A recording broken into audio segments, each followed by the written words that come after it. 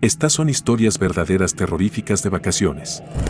Las primeras vacaciones que mi novio y yo pasamos juntos. Hace muchos años, la familia del padre de mi novio decidió reunirse y todos aportaron para alquilar un condominio en Ontario y pasar tiempo juntos.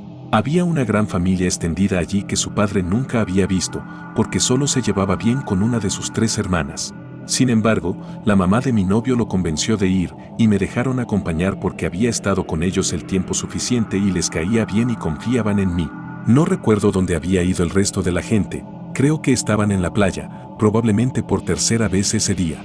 Solo quedamos mi novio y yo en el condominio, porque ya estábamos cansados de la playa y simplemente queríamos descansar a la sombra por un rato. Estábamos sentados afuera, mirando el agua y hablando sobre la vida. Acababa de terminar de leer la serie de Harry Potter, así que hablábamos un poco sobre eso, cuando una mujer sale del matorral junto al condominio. Para que te hagas una idea, el condominio tenía alrededor de 1 hectárea de terreno, tal vez, y estaba un poco aislado. La parte delantera del condominio estaba a unos 20 metros de una carretera de tierra por la que apenas pasaba gente y había densos árboles y matorrales que lo rodeaban por 3 lados. Esta mujer sale del área arbolada y de inmediato supe que algo no estaba bien. Cojeaba y solo tenía una sandalia puesta, y francamente, parecía mal. Estaba pálida y tenía el rostro demacrado. Era realmente bonita, pero parecía agotada. Lo que me llamó la atención de inmediato fue su bebé, a quien sostenía bastante fuerte en sus brazos mientras se acercaba hacia nosotros. No sabía qué hacer, pero mi novio se levantó de inmediato y se acercó para asegurarse de que estuviera bien. No pude evitar pensar en todas esas cosas horribles que podrían suceder. Después de pasar horas leyendo historias de terror en internet, estaba aterrorizada de que hiciera algo malo. Mi novio, en cambio, confía más que yo en las personas. Siempre tiene el primer instinto de cuál es el problema y cómo puedo ayudar. Nunca asume lo peor de nadie. Así que esta mujer estaba sollozando cuando llegó al porche del condominio y parecía como si hubiera pasado por una zona de guerra. Temblaba, hiperventilaba, lloraba y nos contó que su novio había sido un alcohólico durante un tiempo y que cada vez empeoraba más y que en general era un tipo abusivo. Se enfadaba cuando ella se ocupaba del bebé en lugar de él y en parte le molestaba porque el bebé no era suyo, así que en realidad no le importaba el bebé en absoluto. Nos contó cómo, en esta ocasión en particular, él estaba ebrio y ella lo estaba llevando a casa, con el bebé en el asiento trasero, y él agarró el asiento del niño, lo arrancó del coche y trató de arrojarlo por la ventana mientras conducía.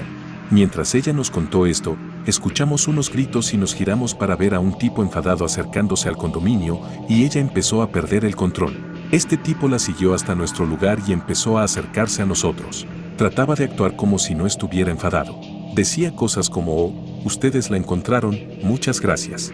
Vamos a casa, bebé, pero hablaba arrastrando las palabras y no hacía un buen trabajo ocultando su enojo. Mi novio siempre ha sido un pacifista. Sinceramente, incluso es un poco tímido. Siempre trata de encontrar una manera de hablar sobre las cosas y llegar a un acuerdo antes de hacer algo, pero antes de que pudiera decir una palabra, él cruzó el patio y se acercó a este tipo.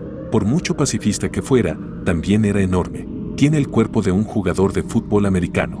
Mide 1,90 m o era 230 libras. Nunca había hecho algo así antes, pero se acercó a este tipo y le dijo no des un paso más. Y temblaba al decirlo.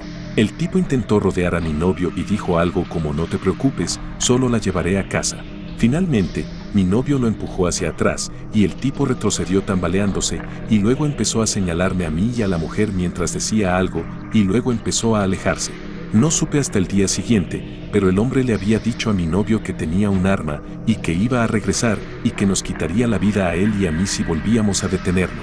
Llamamos a la policía y no hicimos mucho más que asegurarnos de que todos estuvieran bien y llevar a la mujer a la casa de su hermana. Después no supimos mucho más de ella, pero sé que mi novio le envió un correo electrónico 1 o 2 veces y que ahora está casada con otra persona y que ha tenido otro hijo desde la última vez que hablaron.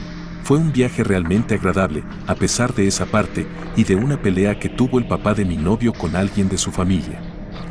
Casi me secuestraron en unas vacaciones familiares. Tenía unos 15 o 16 años, actualmente tengo 18, en ese momento, y mi mamá, mi papá y yo estábamos en un viaje familiar a la ciudad de Nueva York. Al principio fue un viaje realmente bueno, visitamos la Estatua de la Libertad, el Madison Square Garden, Times Square, etc., y en su mayor parte fue una vacación normal.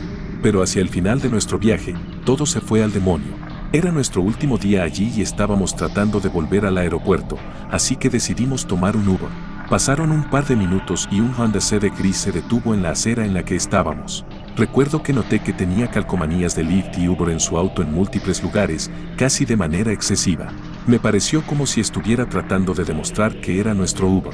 Fue solo una pequeña cosa, pero mirando hacia atrás, ojalá hubiera prestado más atención a lo sospechoso que parecía este tipo.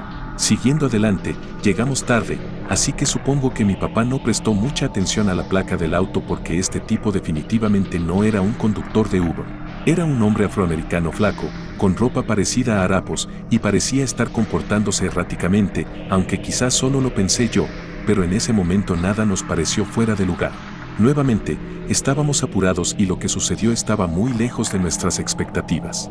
El viaje fue normal hasta que llegamos al aeropuerto. Todos esperábamos que él saliera de la autopista y nos dejara, pero no lo hizo.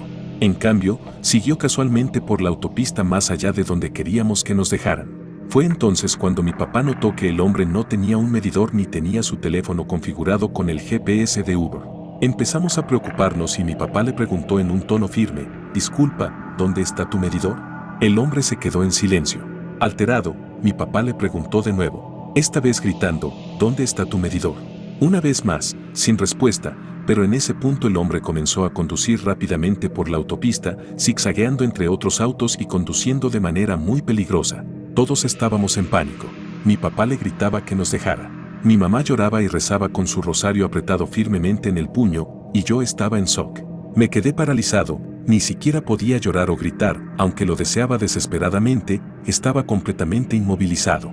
Esto continuó durante un tiempo mientras conducíamos por una carretera desconocida, Dios sabe a dónde, y el auto solo iba más y más rápido.